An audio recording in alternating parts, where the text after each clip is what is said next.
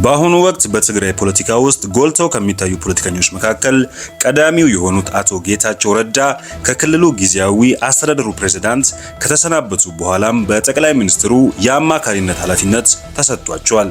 በህወሓት መሪዎች መካከል በተፈጠረው የተካረረ አለመግባባት በጊዜያዊ አስተዳደሩ መሪነት ለመቀጠል ያልቻሉት አቶ ጌታቸው የጠቅላይ ሚኒስትሩ የምስራቅ አፍሪካ ጉዳዮች አማካሪ ሆነው ተሹመዋል። በትግራይ ከተካሄደው አውዳሚ የሁለት ዓመት ጦርነት በኋላም ከፍተኛ የህወሓት አመራር በጠቅላይ ሚኒስትሩ ሲሾም አቶ ጌታቸው የመጀመሪያው ናቸው። ይህን አሁን በጠቅላይ ሚኒስትር አብይ አህመድ የተሰጠው ሹመት ይፋ የሆነው ለአቶ ጌታቸው የጊዜያዊ አስተዳደሩ ስልጣናቸውን ለጀነራል ታደሰ ወረደ ካስረከቡ ከ3 ቀናት በኋላ ነው።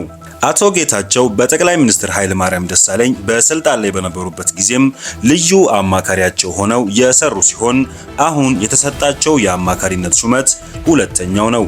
አቶ ጌታቸው በፌዴራል መንግስትና በትግራይ ክልል ውስጥ በኃላፊነት በቆዩባቸው ዓመታት በሀገር ውስጥና በዓለም አቀፍ መገናኛ ብዙሃን ላይ በመቅረብ ሐሳባቸውን በመግለጽና በመከራከር ከሚታወቁ ጥቂት ባለስልጣናት መካከል አንዱ ናቸው።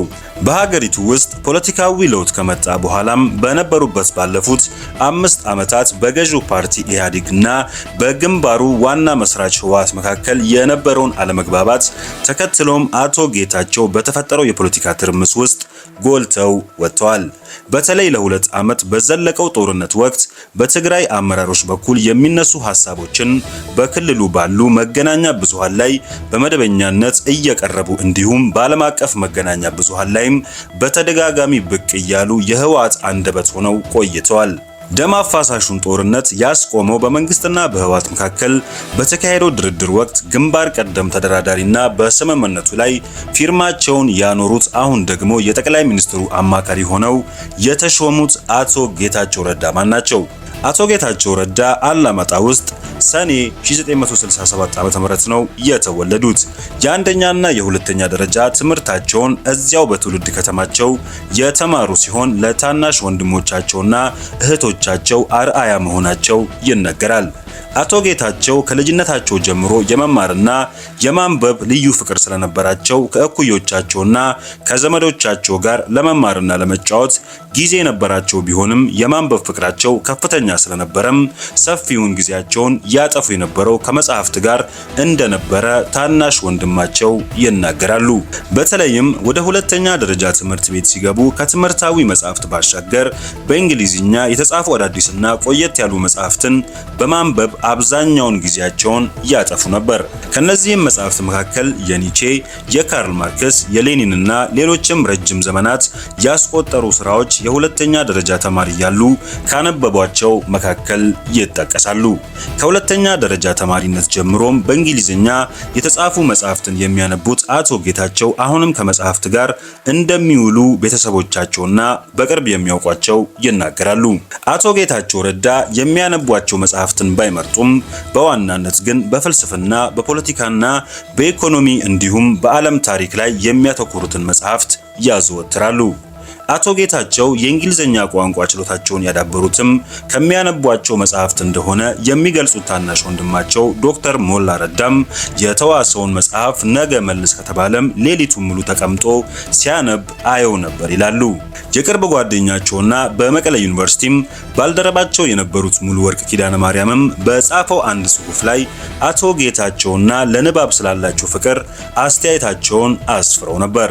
ጌታቸው ከአዲስ አበባ ዩኒቨርሲቲ ከተመረቀ በኋላም አብሮን በትግራይ የቀድሞ ቢዝነስ ኮሌጅ ነበር የተቀጠረው። እንግዳ በሆነበት በዚያ ወቅትም ለመጀመሪያ ጊዜ ከኛ ጋር ሲገናኝ አንድ ካፌ ውስጥ ጥግ ይዞ መጽሐፍ እያነበበ ነበር ይላሉ።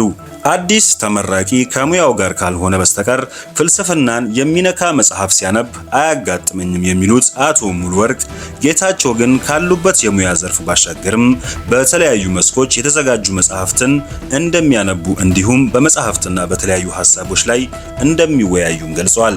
አቶ ጌታቸው የሁለተኛ ደረጃ ትምህርታቸውን ታዳጊዋ ኢትዮጵያ በመባል በሚታወቀው ትምህርት ቤት የተከታተሉ ሲሆን በ1985 ዓ.ም ደግሞ በአዲስ አበባ ዩኒቨርሲቲ የሕግ ትምህርት ቤት በመግባት የመጀመሪያ ዲግሪያቸውን በሕግ አግኝተዋል። አቶ ጌታቸው ረዳ በአዲስ አበባ ዩኒቨርሲቲ ትምህርታቸውን አጠናቀው ከተመረቁ በኋላም መቀለ ዩኒቨርሲቲን በመምህርነት ተቀላቅለው በሕግ ትምህርት ክፍል አገልግለዋል። ከዚያም በኋላም በ1990ዎቹ መጀመሪያ ላይ በአሜሪካ አላባማ ዩኒቨርሲቲ በሕግ ሁለተኛ ዲግሪ ለማግኘት ችለዋል። ከዚህ በኋላም ወደ መቀለ ዩኒቨርሲቲ ተመልሰው ማስተማር የቀጠሉ ቢሆንም ብዙም ሳይቆዩ በ1997 በውጭ ጉዳይ ሚኒስቴር ውስጥ በኃላፊነት ተመድበው ወደ አዲስ አበባ አቀኑ። ከምርጫ 97 በኋላም በተፈጠረው ፖለቲካዊ ቀውስ ኢህአዴግ ከባድ ፈተና ገጥሞት የነበረ ሲሆን አቶ ጌታቸው ፓርቲያቸው እንደ ጠላት ሲመለከታቸው በነበሩ የግል ጋዜጠኞች ላይ የድርጅታቸውን ሐሳብ የሚገልጹ ጽሑፎችን ያወጡ ነበር።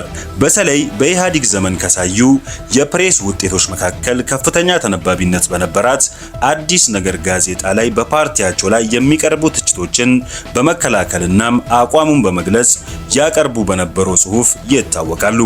አቶ ጌታቸው ከመምህርነት ሙያ ወጥተው ወደ ፖለቲካና የመንግስት ኃላፊነት ቦታን ከያዙ በኋላም በተለይ አቶ ኃይለማርያም ደሳለኝ የውጭ ጉዳይ ሚኒስትርና ጠቅላይ ሚኒስትር በነበሩባቸው ጊዜያት በሁለቱም ከፍተኛ መስሪያ ቤቶች ውስጥ በኃላፊነት ሰርተዋል። በዚህም በውጭ ጉዳይ ሚኒስቴር የፐብሊክ ዲፕሎማሲ ዳይሬክተርና ዋና ዳይሬክተር፣ የመንግስት ኮሚዩኒኬሽን ጉዳዮች ሚኒስትርና የጠቅላይ ሚኒስትር ኃይለማርያም ደሳለኝ ልዩ አማካሪም ነበሩ። በተጨማሪም ባላማጣ የህዝብ ተወካዮች ምክር ቤት አባል ሆነው ተመርጠው ነበር።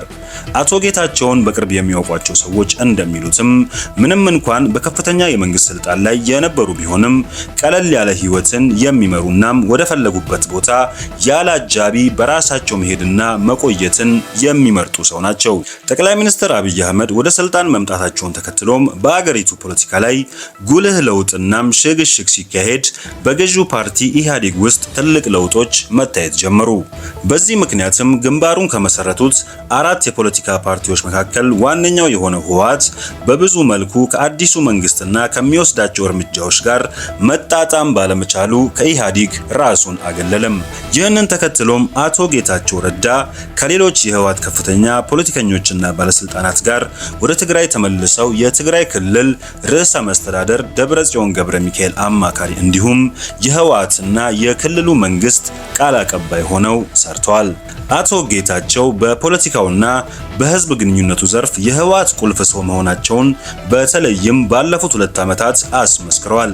በመንግስትና በህወሓት መካከል በፕሪቶሪያና በናይሮቢ በተደረጉት ድርድሮች ወቅትም ከፊት መስመር ላይ እንደነበሩ በግልጽ ታይቷል። ሰላም ያመጣውን ስምምነት ህወሓትን በመወከል የፈረሙት አቶ ጌታቸው ከፌዴራል መንግስቱ፣ ከአህጉራዊ፣ ከዓለም አቀፋዊና ከምዕራባውያን አገራት ጋር በትግራይ በኩል በነበሩ ግንኙነቶች ውስጥ ሁሉ ጉልህ ሚና እንደነበራቸው ይነገራል። የትግራይ ጊዜያዊ አስተዳደርን እንዲመሩ በህወሓት ስራ አስፈጻሚ ኮሚቴ የተሰየሙት አቶ ጌታቸው በጠቅላይ ሚኒስትር አብይ የትግራይ ክልል ጊዜያዊ ርዕሰ መስተዳደር እንዲሆኑ ተሹመው ለ2 ዓመታት ሲያገለግሉ ቆይተዋል። በትጥቅ ትግል ውስጥ ያሳለፉና ወጣት የህወሓት አባል የሆኑት አቶ ጌታቸው ከቀደምት የድርጅቱ መስራችና አባላት ያልተናነሰ ተጽዕኖ በህወሓት ውስጥ ለመፍጠር ችሏል። በዚህም የድርጅቱ ምክትል ሊቀመንበር እስከ መሆንም ደርሷል። በህወሓት አመራሮች መካከል በተፈጠረው አለመግባባት ምክንያት ድርጅቱ በአቶ ጌታቸውና በደብረጽዮን በሚመሩ 2 ክንፎች ተቧድኖ ውዝግብ ውስጥ የገባ ሲሆን አንደኛው ወገን አቶ ጌታቸውን ጨምሮ ሌሎች ከእሳቸው ጋር የወገኑ አመራርና አባላቱን ከህወሓት ማባረሩን ማሳወቁ ይታወሳል ሲል ቢቢሲ በድረገጹ አስነብቧል።